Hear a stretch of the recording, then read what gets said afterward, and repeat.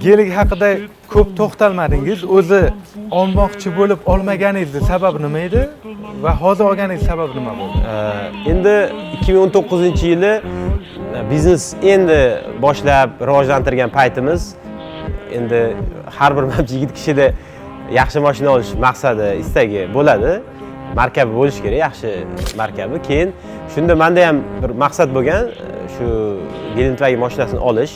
Keyin o'sha paytda olishga harakat qilib yurgan paytda ustozlardan bittasi aytgan, "Jahongir, siz hali yoshsiz. Hozir siz mashinaga, boshqa narsaga pul tikkandan ko'ra biznesni rivojlantiring, biznesingizga pul tiking. Shunaqa qilingki, misol uchun 1-2 oylik foydangizdan oling. Bunaqa bor pulingizga yig'ib olmang" deb maslahat berganlar.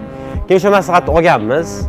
O'sha bir ustoz tanishim akamiz gaplariga kirib maslahat olganmiz. O'sha paytda bor imkoniyatimizni, kuchimizni biznesga qaratganmiz va yaxshi ham bo'lgan ekan. Sababi 2019 oxirida harakat qilayotgan bo'lsa, 20-yil karantin bo'ldi va qiyin davrlar boshlandi. O'sha hamma biznesda hammamiz yaxshi bilamiz va o'sha maslahat yaxshi bo'lgan ekan. Undan keyin demak shu biznesga bor e'tiborni qaratdik, biznesni rivojlantirdik. Unda Allohning fazli bilan Kemirchi o'quv markazi kengaydi, Mars o'quv markazi paydo bo'ldi, Jahon School maktabini ochdik.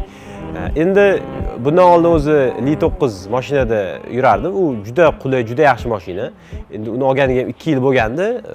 Ozgina bir eskirgandek tuyuldi va undan keyin shu ham elektrokardan benzinli mashinaga qaytish xohladim. Undan keyin qaradim, endi menga o'zi sedandan ko'ra mana shunaqa yo'l tanlamas ko'proq yoqadi. Baribir aytaylik, elektrokardan benzinli mashinaga o'tirganda birinchi his tuyg'u qanaqa bo'ldi? Haqiqiy mashina haydagandek bo'ldi.